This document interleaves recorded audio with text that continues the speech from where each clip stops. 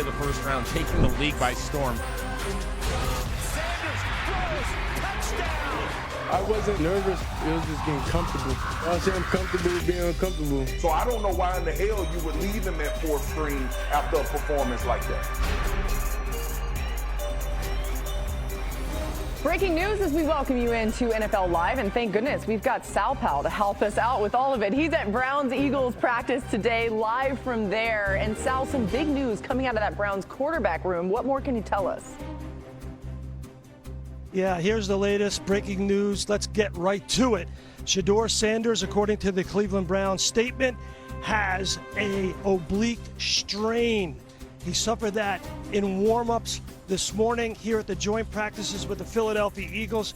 The exact statement says, quote, update from the Browns. Further medical testing and examination of Shedeur Sanders revealed an oblique strain. He is considered day-to-day. Won't practice Thursday in the joint practices with the Philadelphia Eagles, and an unlikely to play in the game Saturday across the street at Lincoln Financial Field. Now, here's the timeline, Laura. This morning, out on the practice field at NovaCare, we watched Shedeur Sanders warm up. He had every intention of going out there and joining the quarterbacks of the Cleveland Browns to practice, joint practice with the Philadelphia Eagles. Then he went over to Kevin Stefanski, the head coach, who told me after practice that Sanders complained of soreness or tightness in his oblique, and Stefanski pulled him out. He wanted him to practice against the Eagles. So after practice, I got a chance to talk to 40-year-old Joe Flacco, who's right now number one on the depth chart, about how Shedeur Sanders is handling the ups and downs of being injured, not being able to practice, starring in a role against the Panthers in his first preseason game. How is he handling the spotlight? Here is Joe Flacco's answer. Listen to this. Shedeur does a great job with that. I mean, I think he's got I think he's been around it a good amount, so he knows how to handle it and stay even and not really let it affect him. So, what does this Browns team got to do offensively to be better than they were last year, Joe? I think we just got to be physical and use that physicality to our advantage. I think anytime you want to be good on offense in this league, it starts with that. It starts with the guys up front and giving them the ability to play fast and play physical. Joe Flacco, as we know, grew up about 8 miles over the Walt Whitman Bridge in Audubon, New Jersey. His wife and children were here today. He's 40.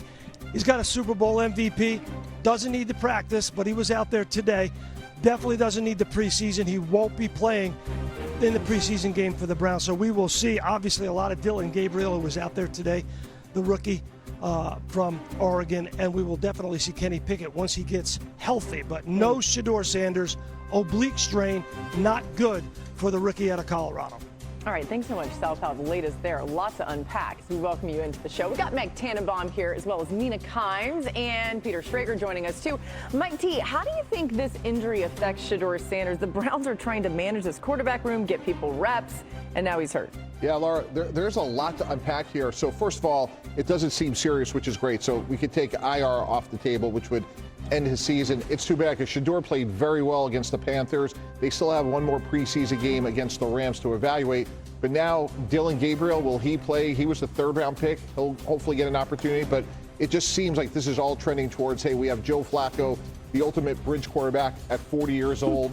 But it's really too bad because I thought Shedeur was very encouraging in the first game. But one of the things about being a pro quarterback, guys, is you have to be durable. And hopefully this is just a small bump in the road. But any chance he may have had to start, which was probably a long shot, is obviously greatly diminished by not playing. Yeah, I think it matters in two ways. One, the competition aspect, which I see more about QB2 backing up Joe Flacco.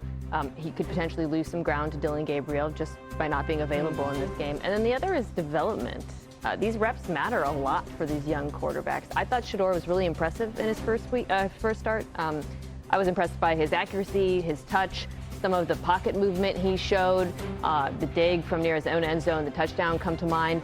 But I also thought there were things he needed to work on, bailing on muddy pockets in the way he did in college. And one of the things that young quarterbacks have to learn when they come to the league, NFL speed is different from college speed. He can't go backwards the way he did a couple times in this game. He knows that. His coaches tell him that.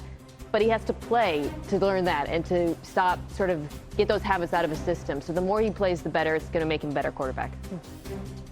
Yeah, look, I've been called a hater for saying that I don't think he's got a shot of winning this quarterback one, and it's nothing to do with me. It was that he was 4th on the depth chart, and I thought Friday night was sublime. I thought he was fantastic.